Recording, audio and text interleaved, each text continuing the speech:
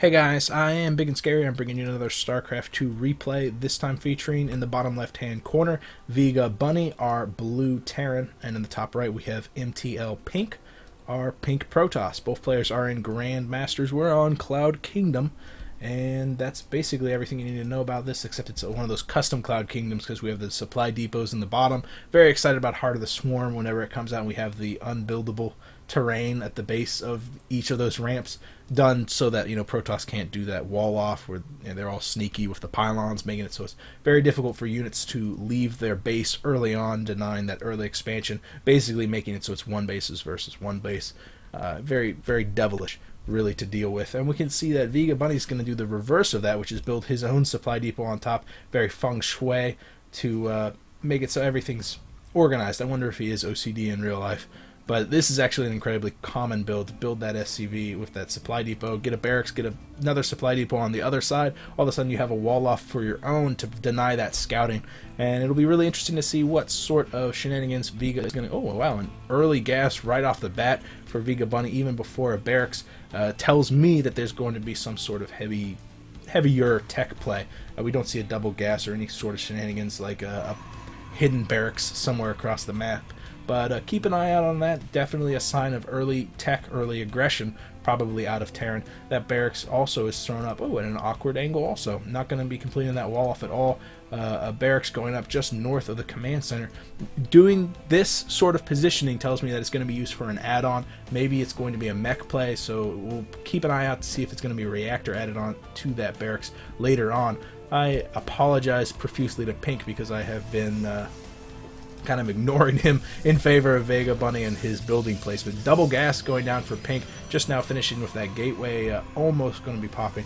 And that first probe has made it into the base, sees that there's just one gas, but it's already tapped from VegaBunny, and sees that barracks is also going to be built. So Pink's going to know that if there is going to be aggression coming out of VegaBunny, he's going to suspect that there's something that's going to be delayed, something tech heavy. With the factory going up right beside the barracks, some nice weird placement by VegaBunny.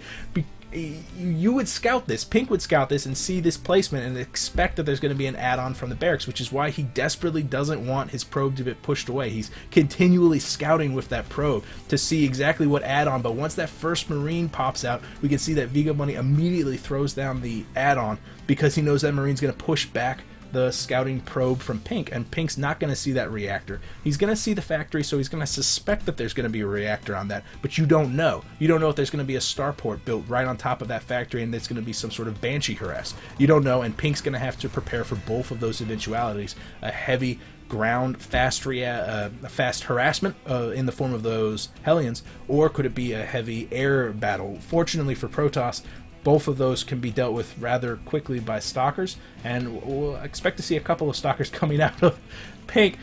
VegaBunny continues to surprise me. He's got another starport being built in a weird place, way off here in the top left corner.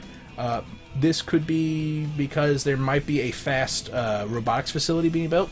That robotics facility will get an observer out pretty shortly, and that observer will scout definitely this main base, and all it will see is a barracks and a factory, and that factory is producing 2 Hellions at a time. That reactor was added on to that factory from that barracks, and wow, this is a really nice timing from VegaBunny. I can see what he's doing. He's going to be building a medevac from here, and that medevac's already rallied way over here to the third base of Pink, and it's going to meet up with these Hellions, which have now made it onto the field and are dealing with the initial harassment from Pink, which is going to get pushed back because of all those Hellions. But with those 3 Hellions, they'll meet up with the medevac and eventually find their way into the base of Pink's mineral line and do some heavy economic damage there. This is a really nicely timed build. You can tell because he knew he only needed 1 gas for the first 6 minutes of this matchup, and here we are at the 6-minute mark. The Hellions are making their way out onto the field and have succeeded in pushing back Pink's initial harassment. And Pink's got to be, he's got to decide, do I feel comfortable enough to grab a Nexus? He's only got 2 gateways, he's got that fast robo, he's got that first Immortal on the way, but that Immortal's not going to be coming for a little while, and it might not help against this push. The Hellions have made it on the field, but remember, Pink has absolutely no idea about that starport. He does not suspect this medevac's going to be popping up in the slightest. Fortunately for him, he does have his main force in the middle of his base, and he's gonna. There's an incredibly lucky play for Pink. Good instincts to position his main force inside that main inside his base, and that's just a massive win for Pink, because this could have been devastating, absolutely devastating. VegaBunny is also playing very economically sound, because neither player has lost any units at all. Very, very well done at keeping all their units alive. That Hellion with only 2 hit points, and also this medevac is also in the red. So really just top drawer play here. That you can expect that from master level play, but it's rare that you see something so well timed as the build coming out of VegaBunny. And also the instincts from Pink to position his army in the main base. He had absolutely no idea that 111 was being built, and he had no scouting to suggest that the starport was done. But it's an incredibly common build with that 111, and because of that, Pink, he did what was natural. He did what he was supposed to do, and that is to protect his home base at all costs. There was no harvesters down at the natural, and he knew that the only place that he was vulnerable was the one mineral line that he had, so he positioned his units accordingly, and that's fantastic play. Really good job of going with your gut. Can't tell you, that was a very good play.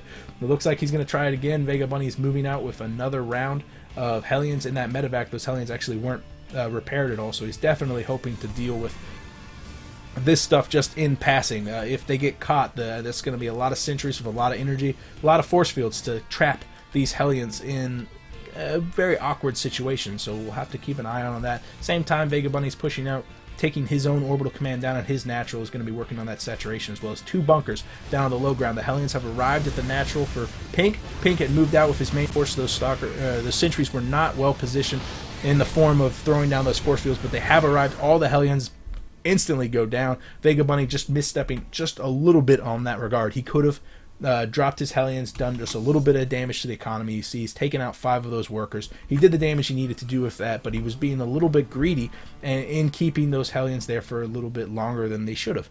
Pink, shoes on the other foot now. He's bringing out with his own warp prism, is going to be doing his counter harassment, and the stalkers that are afield are doing a fantastic job of denying the scouting from VegaBunny, so that he would know that this sort of harassment is coming. This sort of push is definitely to be expected, and VegaBunny has prepared for it. He's got 2 bunkers already positioned, 2 more being built behind that, and 3 siege tanks all on the low ground to defend this natural. He's very well prepared for the push at the front door. Not very well prepared for this warp prism that's going to be able to drop stuff in his own natural. Really nice force fields behind the barracks, allowing Pink to push in and deal some damage to the barracks in the foreground, taking all that infrastructure down and denying the SCVs the ability to repair those bunkers and keep them alive. Here comes the micro from the warp prism, picking up the immortals, going to be dropping them on top of these siege tanks, where they take significantly less damage than would be expected from a siege tank. 2 of those siege tanks go down, the 3rd one protected by the barracks on the low ground, another one protected by another barracks. Wow. I don't think Pink has enough standing force left in order to push out and break this front door down and actually do any economic damage. He's definitely done damage. You look at the units lost tab, they're pretty close on the resources lost. Pink's a little bit behind just because he lost one of those immortals.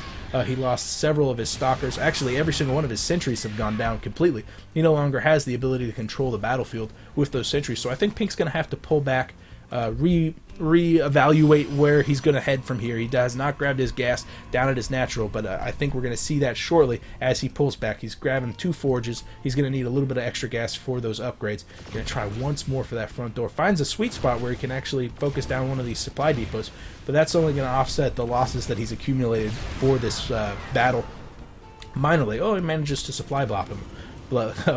3 bunkers. This is pretty much a brick wall. I don't think Pink's going to be able to push in. And then with those Vikings out on the field, where are they? Here they are. Those Vikings will be able to chew this warp prism apart if Pink even decides to try for another drop for the foreseeable future. So Pink does have to pull back. Big win for VegaBunny at successfully holding off this. And now Vega is going to be able to build up a sizable force and push down and take his own 3rd. What Pink needs to do, and he's already started to do it, is take his own 3rd and work on that tech. He's get the +1. Has already been started. The stem is just now being started for VegaBunny, so I don't think Vega is going to be in the position to take the fight to Pink for at least the foreseeable future. So Pink's going to be feeling pretty good about the fact that he can take his own 3rd and be relatively secured in that fact. However, Vega, as time goes on, if he takes his own third, if he continues to macro, if he continues to defend as well as he's done so far and be this cost effective, I don't see any reason why Vega couldn't take this to the late game and win, even though Protoss normally has an advantage in that late game.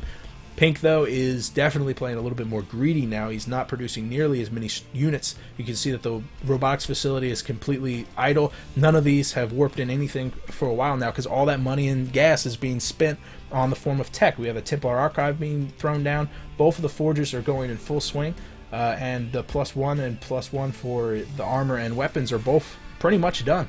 And he's got plenty of gas saved up, so we're going to see a wave of High Templars thrown down as soon as that Templar Archive is finished, or Storm's going to get started immediately. Here comes a counter drop from Vega, doing some nice damage again to the workers' kill count, 7 workers for just the 1, and we can see that the economy is, even though he's ahead in the form of harvester count, is actually a little bit behind on the form of minerals, which, you know, those mules are very, very powerful. Orbital Command has positioned itself down at the 3rd, and VegaBunny, using the cover of that drop, has pushed out for a little bit of a landmass grab. Don't see any of those barracks there. There's no supply depots positioned here to help defend this 3rd. It's very much exposed for the time being, but Pink he's got his own hands full. He needs to get this tech up. Charge is finishing. Storm has just been started, and here comes the first of many, I'm assuming, High Templars from Pink. Grabbing both gases immediately. I think this is going to be his anti-bio build from Vega. Vega has so many Marines, he's got so many Marauders, and they're very, very weak against Storm. And they're also very weak against robotics facility units such as the Colossus. However, we don't see many robotics facilities. What we do see is a lot of gas and a lot of High Templar. And these Storms are going to have... the Storms is what Pink is going to have to rely on to win this matchup. He can't rely on just gateway units. He can't rely on just Stalkers to win this matchup. And unfortunately, he doesn't have any of the High Templars out to do the Storm needed. The Storm's not done. This push from Vega is perfectly timed insofar as the tech that Pink was going to be relying on to deal with this sort of push isn't done yet. It's going to be finishing just moments too late to save this 3rd. If Vega continues to push, he's going to run into a lot of High Templars. Where are those High Templars? He needs to move in more High Templars. Pink has the money. He's got the gas, definitely the gas. But he needs the energy, and he needs to get those High Templars on the field right now. Storm is done. There's no excuse for that. Vega is got a massive lead right now, 160 over 105. He's grabbing that 4th. He's feeling so confident right now, and he deserves to. He's doing a fantastic job. I mean, look at the resources lost tab. He's winning there. Look at the economy. He's winning there. You look at this, the force that he's got. It's enormous, and he's got Vikings thrown in the mix just in case somebody decides to get a Colossus out eventually. And this is what Pink needs. These 6 High Templars, Pink's going to be relying so much on them to get him back into this game, to take that natural. He's got his 3rd being built, but it's on the low ground and so close to this 4th from Bunny. He's in a bad way. Pink has to make something happen, and I don't think he can rely on drops to do it, because those Vikings are out on the field. The Warp Prism is known. Does it still exist? It does. Where is it? I'm assuming it's back at the natural somewhere. Oh no, here it is. It's moving down into the 3rd, to the 3rd's location, and unfortunately for him, VegaBunny has his main army positioned in between the 3rd and the 4th. So good instincts there by Pink to not push in just yet. I think what he's going to be doing is doing kind of a pseudo push at the front with his main force, and then at the same time pushing in with these Zealots in the back. But VegaBunny keeping his force in the correct position. These Zealots are going to fall down on top of this worker force, beginning to deal some damage to that in that saturation of those workers, but they're going to get melted away almost instantly. Those Zealots have to retreat. 2-2 is done for Protoss. 1-1 just done, almost finishing for the 2-2 for Vega. And also Vega has teched up successfully to the Ghost. So Ghosts coming out on the field with their EMP will be able to devastate those High Templars, and we haven't seen Pink Bunny use them to any great effect yet because there hasn't been any main battles. They have been out on the field for a very long time, all 6 of them. That number hasn't changed anytime soon, and they're just continually accumulating energy. Eventually they will have enough energy to throw down 2 storms in quick succession, and that will melt away VegaBunny's army. But will that be enough? What other force does Protoss have? He's only got a handful of Zealots, which are very weak compared to this Bio Ball that we see from VegaBunny, as well as a handful of Immortals, which will be very successful against the 1 or 2 tanks, but not much else. Good idea here to use the robotics facility to get out Colossus. We can see that the robotics bay is being built, and here comes a massive battle. Pink's High Templars are a little bit too far back. Here they are pushing forward. Pink needs to be so very careful with his force. Keep this meat shield alive. Keep the High Templars safe away from the ghosts. Here comes the ghost. There goes the feedback. One feedback on one of the ghosts, as well as a storm. Oh, there goes some nice money EMPs down on those High Templars. They had accumulated so much energy. It looks like 2 of them has remained alive. Another feedback on a couple of the ghosts, but unfortunately he hits the ghost that used the EMP later on. There goes a storm, doing some nice damage to VegaBunny's forces, but some really good splits there. We can see that half of the force remained unscathed from that. All of a sudden Pink has nowhere left to retreat to. He's got no High Templars left. They've all morphed into Archons, and this entire force melts away. Pink has to tap out. He just didn't do the damage necessary with those High Templars. The push from VegaBunny was just a little bit early in comparison to Pink's tech.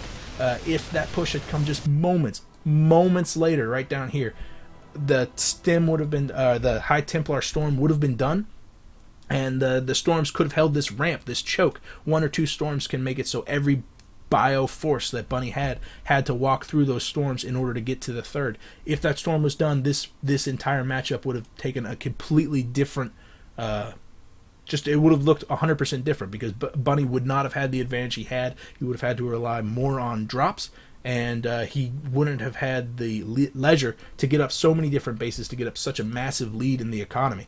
Unfortunately for Pink, that drop came just a little bit early. I think that's because VegaBunny's build was so well timed. I mean, that 6-minute drop with those Hellions could have been devastating, but Pink had some fantastic read on that. He did a really good job of keeping his units in the main base to protect where he was vulnerable, rather than down here at the Nexus. I mean, it's got a lot of hit points. If the drop does come there to deny that that Nexus, then you just reposition with your main army, because they're Hellions. They're not going to be doing a lot of damage to the buildings. They'll be doing a lot of damage to these fellas, these probes. So good job by Pink. Fantastic build by Bunny. Really well timed. And that's it for me, guys. If you have a replay you want me to cast, you could PM me here or on Reddit. One way or another, I will see you guys later. I am Big and Scary.